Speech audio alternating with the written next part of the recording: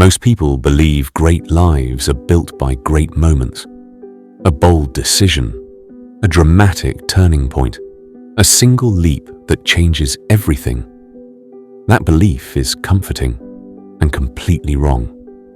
History tells us the names of great men and women, but history rarely tells us how they actually lived.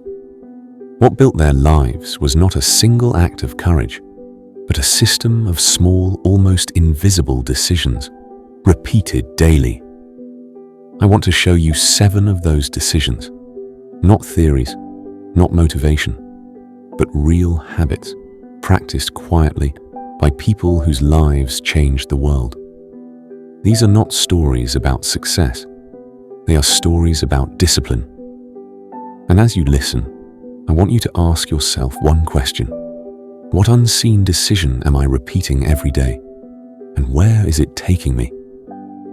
Point 1. Before Marcus Aurelius became one of the most respected emperors in history, before statues, before legacy, before power, he was simply a man at the end of his day.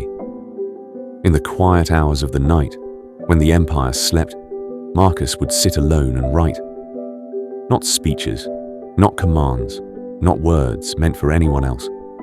He wrote to himself. He wrote about his failures, his impatience, his ego, his anger. He questioned his reactions. He corrected his thinking. He reminded himself of the man he was trying to become. No one asked him to do this. No one rewarded him for it. There was no audience. Yet, night after night, he returned to the page. That habit became what we now know as Meditations, a book never intended for publication, yet read centuries later. History remembers Marcus Aurelius as a philosopher king, but philosophy was not his gift. Discipline was.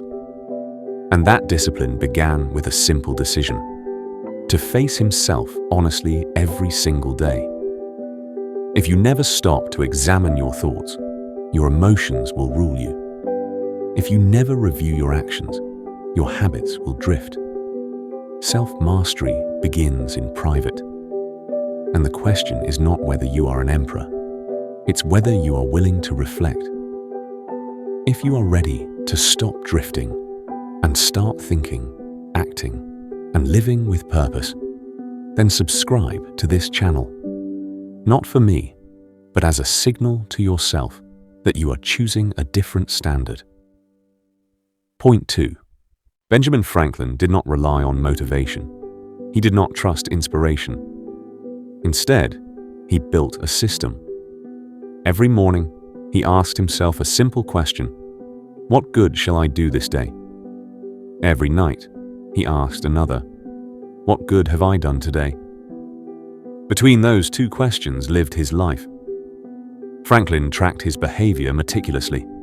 He identified virtues, discipline, temperance, focus, and measured himself against them daily. When he failed, he didn't quit. He adjusted. When he succeeded, he didn't celebrate. He continued. This was not glamorous. It was repetitive, almost boring. But over decades, that quiet self-accountability shaped a man who built a life of lasting impact.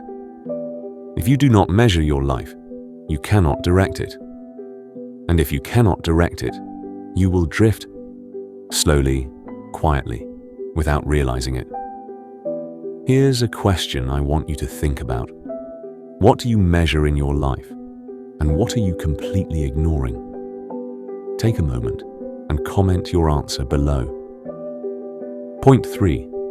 When Florence Nightingale arrived at military hospitals, she did not begin with speeches. She began with systems.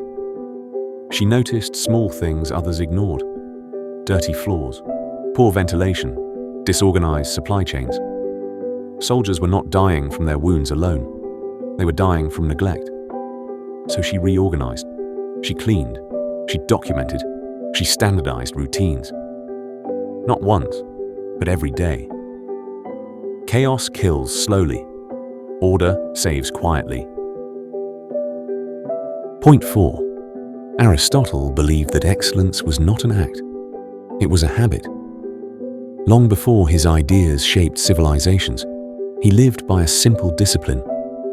Every day, he returned to fundamentals: observation, questioning, repetition. He didn't wait to feel inspired. He trained his mind the same way others train their bodies. He studied when it was uncomfortable. He refined his thinking when it was tedious. Aristotle understood something most people resist. You do not rise to the level of your goals. You fall to the level of your habits. History remembers his philosophy, but it was discipline, applied daily, that made his thinking powerful. If you wait to feel ready, you will wait forever. Excellence is trained, not discovered. Point 5. Leonardo da Vinci lived with relentless curiosity. He carried notebooks everywhere, not to record answers, but to capture questions. Why does water move this way? How does light bend? What happens beneath the surface? Leonardo didn't rush mastery. He layered it. Sketch by sketch, observation by observation. Many of his works took years. Some were never finished. But every day, he returned to the process. Leonardo understood that greatness is built by staying curious longer than others stay interested. Most people want quick results. He wanted deep understanding. Here's a question I want you to think about.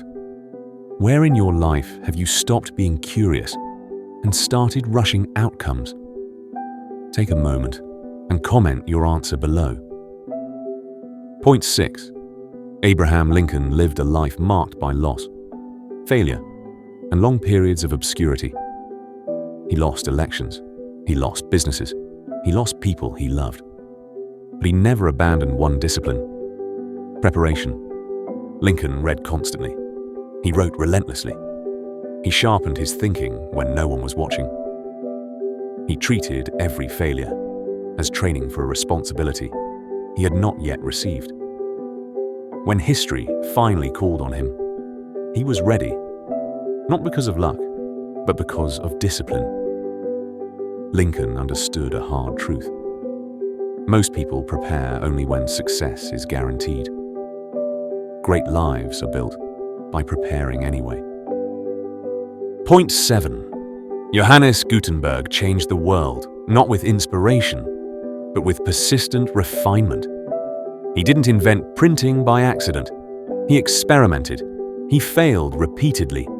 And he kept improving his system, day after day, quietly, without recognition. He understood something most people ignore. The smallest improvement, repeated consistently, can change the course of history. Gutenberg's press would eventually democratize knowledge, but the real power was in his discipline, his invisible daily choices that built toward an extraordinary outcome. All 7 decisions we've explored today share the same pattern. They are unseen, they are repeated, and they accumulate into a life of authority, wisdom, and impact. Your life is being built the same way, not by sudden events, not by luck, but by what you choose to do, over and over, without recognition. Ask yourself now, which of these 7 disciplines are you already practicing, and which have you been ignoring? Take a moment and reflect. Comment your answer below. If you are ready to stop drifting and start thinking, acting, and living with purpose, subscribe to this channel. Not for me, but as a signal to yourself that you are choosing a different standard. Remember, the unseen architects of your life are your daily decisions. They may feel small, they may feel invisible, but they are building you, brick by brick, into the person you will become. Your future is being constructed right now. Decide deliberately, choose wisely, and build a life that one day history will remember, not for luck, but for your discipline.